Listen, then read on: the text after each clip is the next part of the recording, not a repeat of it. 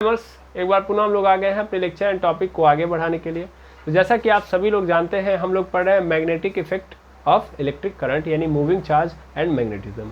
और आज हम ये देखेंगे कि एक करंट कैरिंग सर्कुलर कॉइल के द्वारा उसके सेंटर पे कितना मैग्नेटिक फील्ड प्रोड्यूस किया जाएगा।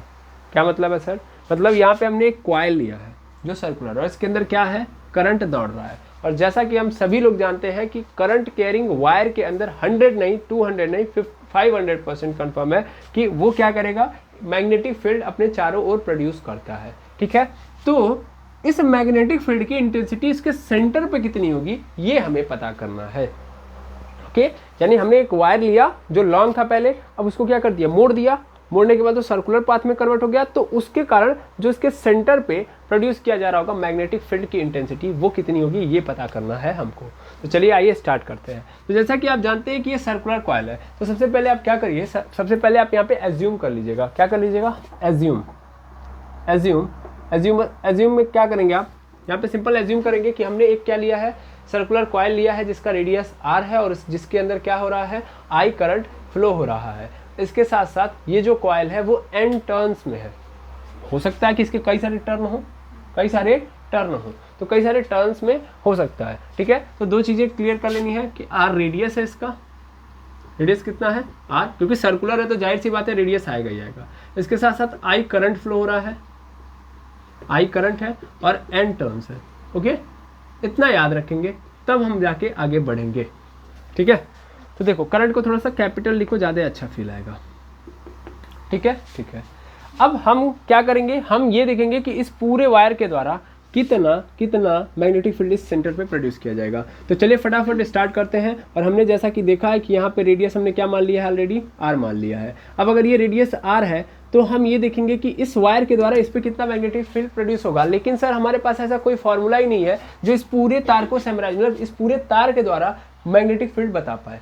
हमारे पास जो फॉर्मूला है वो बायोट-सेवर्ट का है ना, बायोट-सेवर्ट लॉ, यही तो है। और बायोट-सेवर्ट का जो नियम था वो एक्चुअल में छोटे सेगमेंट ऑफ वायर के लिए था, या छोटे सेगमेंट ऑफ लेंथ के लिए एप्लीकेबल है, यानी बहुत छोटे के लिए स्पेशली, यानी ये पूरे वायर के लिए नहीं है। अगर मैं हाँ छोटा सा ले रहा हूँ, अगर छोटा सा DL लेंथ ले रहा हूँ, इस पूरे में कितना ले रहा हूँ, DL लेंथ, तो उसके लिए ये एप्लीकेबल है ना। तो अगर मैं ध्यान से देखूँ तो मैंने DL ले लिया है लेंथ, और यहाँ से मैं ये भी देख रहा हूँ कि ये जो DL लेंथ का वायर है वो इस रेडियस के साथ क्या बना रहा है, 90 डिग्री का एंगल भी बना रहा है। क्योंकि ये हम सबको पता है कि सर्कल पर जब भी हम रेडियस ड्रॉ करते हैं तो उसके सर्कम्फ्रेंस पे वो जो रेडियस होता है परपेंडिकुलर होता है, नहीं 90 डिग्री बनाता है, तो यहाँ पे 90 डिग्री बना रहा है। ओके, और ये जो अपना सेंटर है उस सेंटर को मैंने O मान लिया है। अब बायोट-सेवर्ट का नियम अगर मैं लगा दूँ, बायोट-सेवर्ट का नियम लगाऊँ, लिख दो अकॉर्डिंग टू बायोट-सेवर्ट लॉ, तो हमें पता है कि हमें छोटा सा इलेक्ट्रिक फील्ड मिलेगा। वो कितना होगा सर, वो होगा μ0/4 पाई IDL साइन थीटा अपन पूरे के नीचे r²। होगा कि नहीं होगा, ये बिल्कुल होगा सर। और यहाँ पे ध्यान से देखिए आप, तो dV इज इक्वल टू क्या हो जाएगा, μ0/4 पाई होगा, और थीटा की वैल्यू ऑलरेडी हमको पता है कितना है, 90 डिग्री है, तो बस 90 डिग्री रखना है अपने आप को।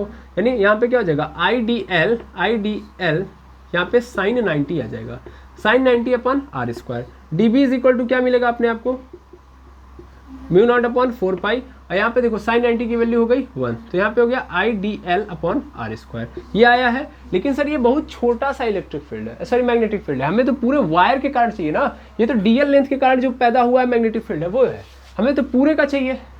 ओके, तो हम क्या करेंगे, हम सर बोथ साइड क्या कर लेंगे, इंटीग्रेशन ही तो करते हैं बायोट-सेवर्ट के नियम के बाद। बायोट-सेवर्ट का नाम बायोट-सेवर्ट के नियम के द्वारा हमको छोटे से लेंथ के वायर के द्वारा मैग्नेटिक फील्ड पता चल जाता है। उसके बाद हम क्या कर लेते हैं, इंटीग्रेशन। तो दोनों साइड क्या कर दो, इंटीग्रेशन डाल दो। थोड़ा सा छोटा ये डालेंगे साइन, यहाँ पे dB इज इक्वल टू क्या हो जाएगा, यहाँ पे हो जाएगा अगेन μ0/4 पाई इंटू IDL/r²।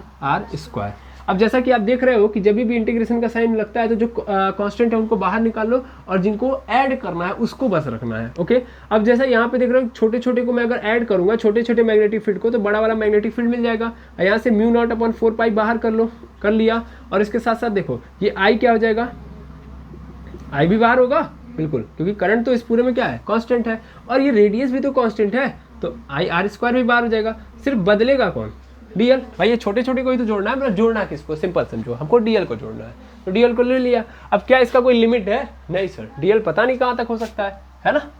तो अब ध्यान से देखो, इसलिए हम यहाँ पे क्या लगाएंगे, इनडेफिनिट इंटीग्रेशन, ठीक है ना, यानी लिमिट नहीं यहाँ पे पुट करेंगे। तो मेनली क्या हो जाएगा, b is equal to mu naught upon 4 pi, ये आ गया। और यहाँ पे क्या होगा, i अपॉन आर स्क्वायर। और देखो ये डीएल को जोड़ोगे तो क्या मिल जाएगा आपको, देखो ये डीएल जोड़ोगे तो ये पूरा क्या बना देगा सर, ये पूरा एक बाउंड्री तैयार कर देगा, है ना। अगर मैं इस डीएल को जोड़ूं तो ये क्या कर देगा, इस पूरे सर्कल की बाउंड्री तैयार कर देगा, यानी डीएल का integration, that means circumference of circle, यही तो होगा, है ना। ये पूरा बाउंड्री बन जाएगा ना सर्कल का, सर्कल यानी वृत्त की परिधि बन जाएगी। और वृत्त की परिधि का फॉर्मूला क्या होता है सर, ये कहता है 2 पाई लिखो और रेडियस जितना उसको डाल दो, तो रेडियस यहाँ पे आ रहा है तो वो हो जाएगा, है ना। तो डीएल को इंटीग्रेट करेंगे, हमको क्या मिल जाएगा, 2 पाई आर मिल गया।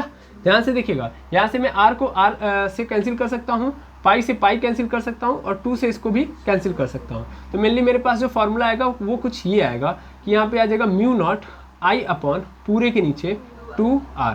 क्या ये आएगा कि नहीं आएगा, बताइए हाँ या ना।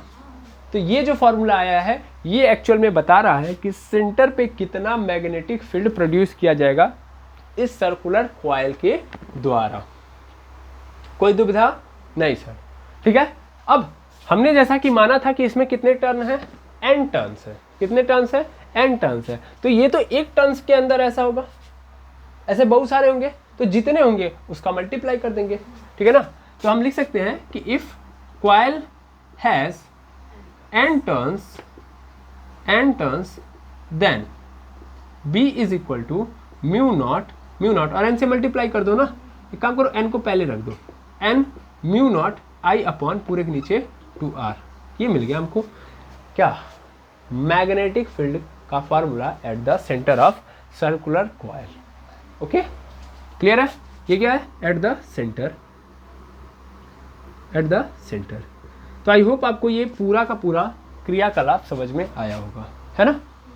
अब क्या होगा कि ये तो हमने सेंटर पे देख लिया, अब हम क्या देखेंगे, अब हम इसको ऐसे पलट देंगे, ऐसे रख देंगे, और फिर हम क्या करेंगे, इसके कारण किसी दूसरे पॉइंट पे देख रहे होंगे। मतलब ये तो क्या था, अंदर ही इसके सेंटर पे था, अब हम क्या करेंगे, इससे दूर किसी पॉइंट पे देखेंगे इसके द्वारा मैग्नेटिक फील्ड। क्लियर है ना।